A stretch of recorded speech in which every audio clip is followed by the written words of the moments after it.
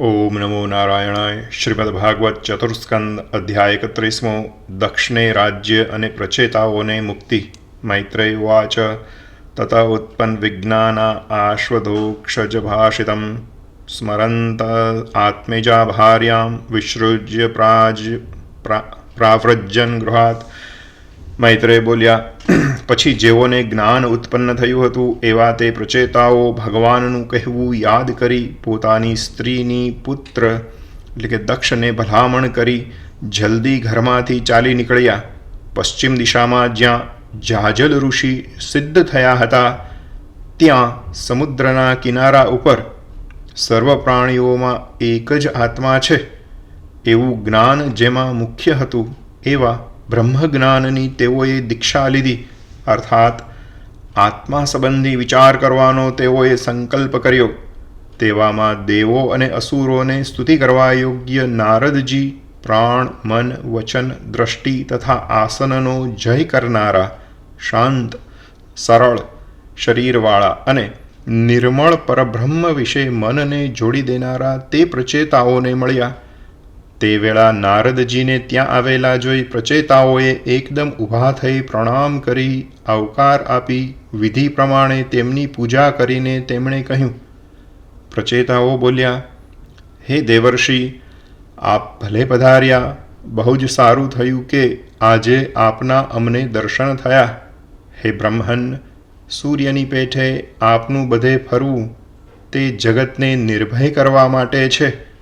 હે પ્રભો, ભગવાન શંકરે અને વિષ્ણુ ભગવાને અમને આત્મતત્વનો ઉપદેશ કર્યો હતો. તેને તો અમે ઘરમાં આસક્ત થઈ લગભગ ભૂલી ગયા છીએ. માટે તત્વ વસ્તુનું દર્શન કરાવનાર તે આત્મજ્ઞાન, તે અધ્યાત્મ જ્ઞાન આપ અમને ઉપદેશો, જેથી અમે આ દુસ્તર સંસાર સમુદ્ર સહેલાઈથી તરીએ. મૈત્રેય બોલ્યા, પ્રચેતાઓએ એમ પૂછ્યું એટલે ઉત્તમ કીર્તિવાળા શ્રી ભગવાન વિશે આસક્ત મનવાળા નારદ મુનિ એ રાજાઓને કહેવા લાગ્યા. નારદ બોલ્યા, મનુષ્યોનો તે જ જન્મ, તે જ કર્મ, તે જ આયુષ્ય, તે જ મન અને તે જ વચન સાર્થક છે, જેના વડે જગતના આત્મા અને ઈશ્વર શ્રી હરિની સેવા થઈ શકે. બાકી તે વિના મનુષ્યના શૌકલ, સાવિત્ર અને યાજ્ઞિય નામના 3 જન્મોનું, વેદમાં કહેલા કર્મોનું તથા દેવો જેટલા લાંબા આયુષ્યનું શું ફળ છે? સમજ્યું. એ માટે શૌકલ જન્મ એટલે શુદ્ધ માતા પિતાથી થયેલ જન્મ એ શૌકલ જન્મ. જનોઈ લીધા પછીનો જે જન્મ છે તે સાવિત્ર જન્મ, અને યજ્ઞની દીક્ષા લીધા પછીનો જે જન્મ ગણાય છે તે યાજ્ઞિય જન્મ કહેવાય છે. ફરી વખત એ જ વાક્ય ના છે આગળ. બાકી તે વિના મનુષ્યના શૌકલ, સાવિત્ર અને યાજ્ઞિય નામના 3 જન્મોનું, વેદમાં કહેલા કર્મોનું તથા દેવો જેટલા લાંબા આયુષ્યનું શું ફળ છે? કંઈ જ નહીં.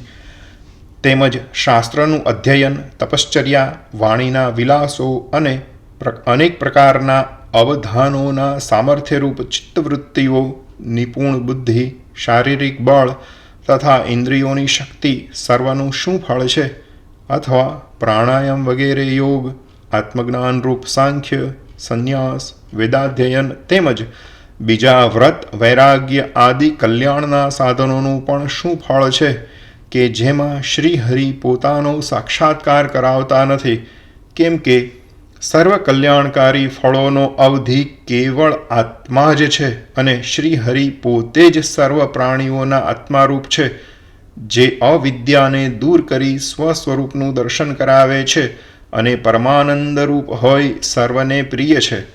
જેમ વૃક્ષના મૂળને સિંચવાથી તેનું થડ, શાખાઓ ને ઉપશાખાઓ પણ તૃપ્ત થાય છે, અને જેમ પ્રાણને ભોજન આપવાથી સર્વ ઇન્દ્રિયોને પણ તૃપ્તિ થાય છે, તેમ ભગવાનની પૂજા કરવાથી સર્વનું પૂજન થઈ જાય છે.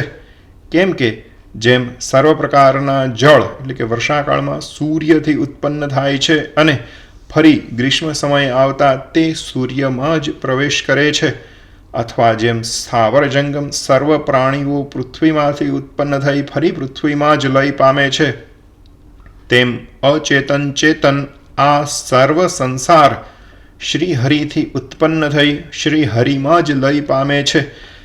જેમ સૂર્યથી ઉત્પન્ન થયેલી તેની કાંતિ સૂર્યનું જ સ્વરૂપ છે, પણ તેથી જુદી નથી, તેમ જગતના આત્મારૂપ શ્રી હરિથી એકવાર સૃષ્ટિ સમયે ઉત્પન્ન થયેલું આ જગત પણ શ્રી હરિનું સર્વોત્તમ સ્વરૂપ છે, પણ તેથી જુદું નથી.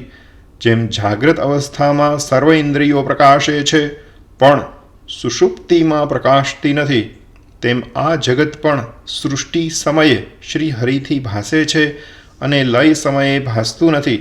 છતાં શ્રી હરિ તો 5 ભૂતો 5 તન્માત્રાઓ 11 ઇન્દ્રિયો તથા ઇન્દ્રિયોના અધિષ્ઠાયક દેવો એ ભેદરૂપ ભ્રાંતિથી રહિત જ છે.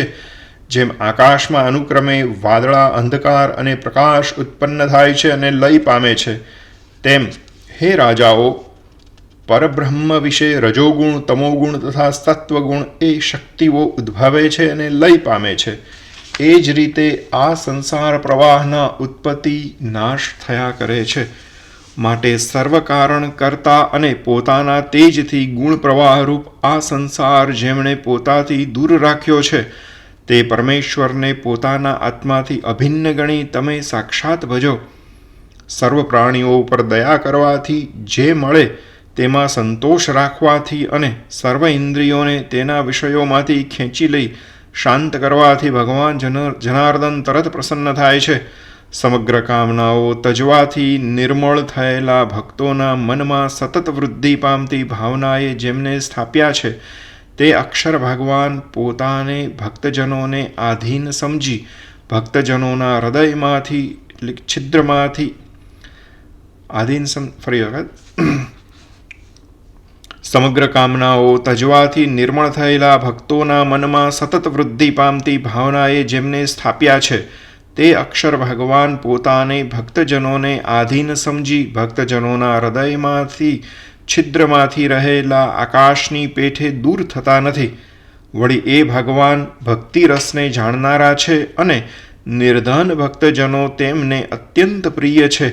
તેથી શાસ્ત્ર, ધન, કુળ તથા કર્મના મદથી જેવો નિર્ધન સજ્જનોનો તિરસ્કાર કરે છે, તેવા દુષ્ટબુદ્ધિ મનુષ્યોની પૂજાને પણ સ્વીકારતા નથી. તેમજ કેવળ ભક્તજનને આધીન રહેનારા અને પોતા વડે જ પૂર્ણ કામ જે ભગવાન નિત્ય સેવા કરતી લક્ષ્મી દેવીને, લક્ષ્મીની ઈચ્છાવાળા સકામ પુરુષોને, રાજાઓને તથા દેવોને પણ વશ થતા નથી, તે ભગવાનને કૃતજ્ઞ એવો કયો પુરુષ થોડી વાર પણ છોડે? મૈત્રેય બોલ્યા, હે વિદુરજી, એ રીતે પ્રચેતાઓને ઉપદેશ કરી તથા ભગવાનની બીજી પણ કથાઓ સંભળાવી બ્રહ્મપુત્ર મુનિ નારદજી બ્રહ્મલોકમાં પધાર્યા. પછી પ્રચેતાઓ પણ નારદજી પ્રાણીઓના એક આત્મા નિમિત્ત કારણ ઉપાદાનના મુખમાંથી નીકળેલો અને લોકોના પાપરૂપી મેલનો નાશ કરનારો શ્રી હરિનો યશ સાંભળી ભગવાનના ચરણનું ધ્યાન કરતા તેમની ગતિ પામ્યા. હે વિદુરજી, શ્રી હરિના કીર્તનરૂપ પ્રચેતાઓ અને નારદજીનો જે આ સંવાદ તમે મને પૂછ્યો હતો, તે મેં તમને કહ્યો.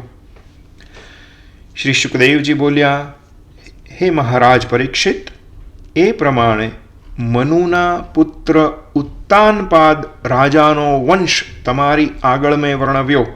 હવે પ્રિયવ્રત રાજાનો વંશ તમે સાંભળો, કે જે પ્રિયવ્રત રાજા નારદજી પાસેથી આત્મવિદ્યા મેળવી પૃથ્વીનું રાજ્ય કરી પુત્રોને પૃથ્વી વહેંચી આપી ઈશ્વરપદ પામ્યા હતા. મૈત્રેય મુનિએ વર્ણવેલી અને ભગવાનના મહાત્મ્યના વર્ણનવાળી આ ઉત્તમ કથા સાંભળી વિદુરજીનો પણ ભગવાન ઉપર ભાવ વધ્યો. તેમના નેત્રમાં હર્ષના આંસુ આવવાથી તે વ્યાકુળ થયા. તેમણે મુનિ મૈત્રેયના ચરણ મસ્તક પર ધારણ કર્યા ને હરિના ચરણ હૃદયમાં ધારણ કર્યા.